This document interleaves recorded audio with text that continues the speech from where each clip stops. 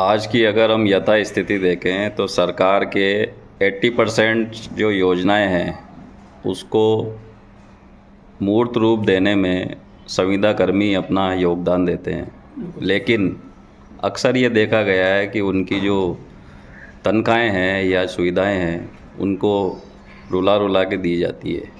इस पर आप थोड़ा प्रकाश डालें। बहुत अच्छा पत्रकार महोदय, अब तो सरकारी विभागों के अंदर, हर विभाग के अंदर, चाहे जितना सरकारी हो चाहे अर्ध सरकारी हो, गैर सरकारी हो, सब जगह संविदा कर्मी रख रखे हैं। संविदा कर्मी हर जगह है, परंतु नाम मात्र का वेतन है। और जब टेंडर पे जब आप रखते हैं तो उसके लिए समाचार पत्रों में ऑनलाइन सारी आप ये टेंडर निकालते हैं कि हम जो भी संविदा कर्मी रखेंगे उसको 5 तारीख या 10 तारीख तक तनख्वाह दे देंगे।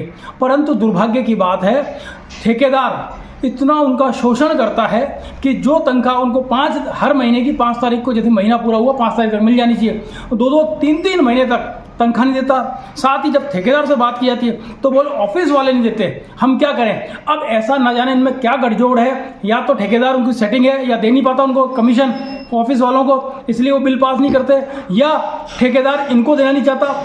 इस चक्कर में ये संविदा कर्मी 8 से 10 हज़ार रुपये, 12 हज़ार रुपये मात्र इनको तनख्वाह मिलती है। उसके अंदर भी ये 12 अपना महीना भर कैसे गुजारा करते हैं, ये इनसे ही पूछिए। इस महंगाई के युग में जहाँ सरकारी कर्मचारियों की 1-1, 1.5, 2-2 लाख रुपये तनख्वाह है, ये 10 हज़ार और 12 हज़ार के अंदर अपना जीवन यापन करते हैं। इधर का लेके उधर देते हैं, उधर का लेके इधर, परचूनी वाले का उधार, कभी दूध वाले का उधार, कभी इसका उधार, कभी उसका उधार पे अपनी ज़िंदगी चला रहे हैं, उधार लेके ज़िंदगी चला रहे हैं। परंतु विभाग वाले कभी भी इनकी समस्याओं पर ध्यान नहीं देते, कोई कमेटी नहीं बनाते कि इनको 5 तारीख तक तनख्वाह किसी भी हाल में मिल जाए। जबकि जब आप टेंडर देते हो, जब ठेकेदार टेंडर भरता है, उसके अंदर स्पष्ट निर्देश होता है कि हम हर 5 तारीख तक या 10 तारीख तक इनको हर महीने तनख्वाह दे देंगे। उस पर ध्यान नहीं देता, इनको बहुत ज़्यादा परेशान किया जाता है।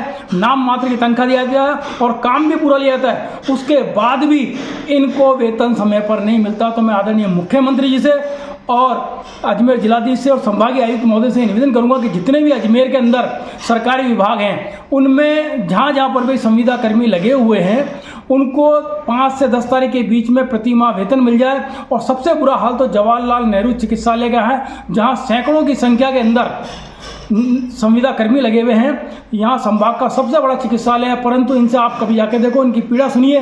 तनख्वाह इनको कभी भी, इतने साल हो गए, चाहे वो जनाना अस्पताल हो, चाहे ये अपना जेएलएन हो, इसके अंदर तनख्वाह टाइम पे आज तक नहीं मिली है। ये कब मिलेगी किसी को पता नहीं है, सिर्फ इंतजार करते रहते हैं। बोले हम तो इंतजार ही कर रहे हैं, तनख्वाह कभी भी टाइम पे नहीं मिली। तो प्रशासन ध्यान दे और इनको समय पर तनख्वाह दे।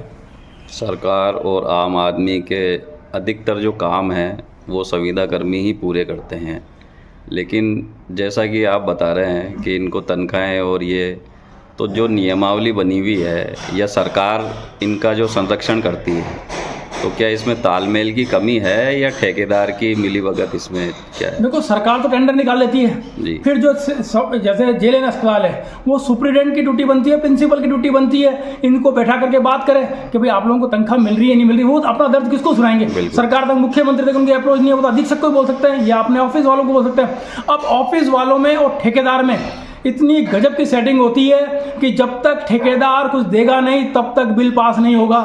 अब वो इस चक्कर के अंदर उनकी तनख्वाह चढ़ती जाती है, वो ठेकेदार उनको पैसा नहीं देता, इसलिए वो बिल पास नहीं करते। बिल पास नहीं होते तो इनको तनख्वाह नहीं मिलती है। तो ये जो इनकी कड़ी है, जो गठजोड़ है, इसको तोड़ा जाए। अधीक्षक और प्रिंसिपल साहब इस पर ध्यान देवें और जो भी सरकारी विभाग है उसमें बैठ करके इन कर्मचारियों को तनख्वाह टाइम से मिले।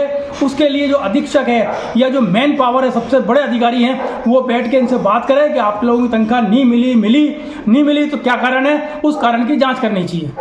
चलिए देखते हैं आने वाले समय में सरकार और इनके लगे हुए अधिकारी इस पर क्या कार्रवाई करते हैं और इसका निष्करण कैसे निकालते हैं, जिससे संविदा कर्मी की भी परेशानी दूर हो और आम जन को अच्छी से अच्छी सुविधा मिले। आपका शुभ नाम? शैलेश गुप्ता। धन्यवाद।